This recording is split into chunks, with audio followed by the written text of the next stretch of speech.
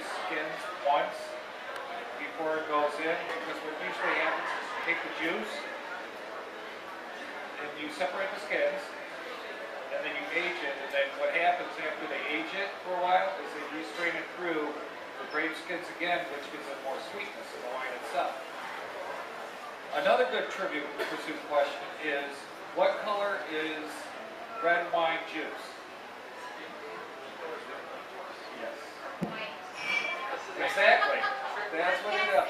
All grapes, or all wine, the juice itself is white. What gives it the coloring is the skins. But what happened is, back in 1968, the way that white zin came about, the Sutter Home was famous for making red Zin, not white Zin.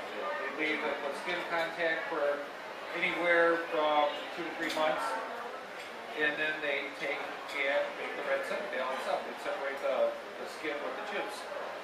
So what happened is, they crushed the grapes, they had skin contact for a couple days, and one of the new gentlemen that was working there at the winery thought it said 3 days, not 3 months. So he went out there and he emptied out this big, I think it was 300-gallon container of, now it's called white Zinfandel, but it was just at the time it was just whatever they could get rid of to get the tasting room. But that's how white Zinfandel was born. It was actually a mistake, like a lot of other things out there. But also what the difference that you can tell a really good wine is the body, the longevity that it sits on your tongue.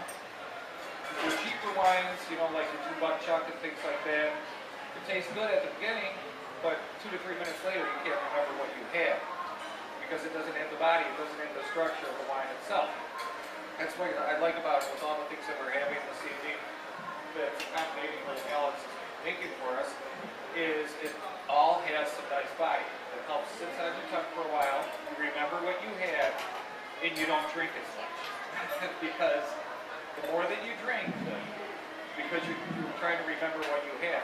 And you got to remember, for every glass of wine you have, it's equal to 2 to 3 beers. And a lot of people go, I get a hangover after I had a bottle of wine. And I go, well, how long did it take you to drink that bottle of wine? A half hour, 45 minutes. I said, can you drink that 12-pack in a half hour, 45 minutes? No, not at all. But that's one of the reasons that's behind it, is you got to remember, the average wine alcohol base right now is about 13.5.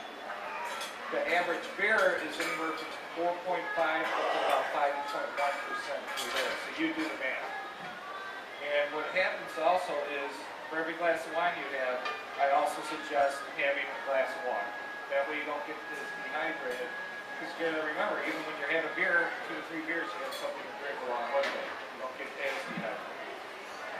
But I'll tell you one more good story before he kicks me out for a little while. You're fine. Okay, good. This one's not in the book. I was working for a distributorship running the chain division. When you're running the chain divisions, like with Kroger's or Sam's Club or Costco, they have one main buyer that you go to see. Well, the buyer that we had to go see was actually for Sam's Club. So my boss and I went out there. We were trying to sell just for the month of November $750,000 for all the Sam's Clubs in the state of Michigan. We go in, we make our presentation, we walk out of there with $1.5 million. He's elated. He's like, hey, we gotta go celebrate. Hey, let's go. So I go, ever done tequila before? He goes, no. So I asked somebody where the best Mexican restaurant was that has a nice tequila bar. Well, he didn't know they had white tequilas. I did. So we get there, and I take the bartender off to the side.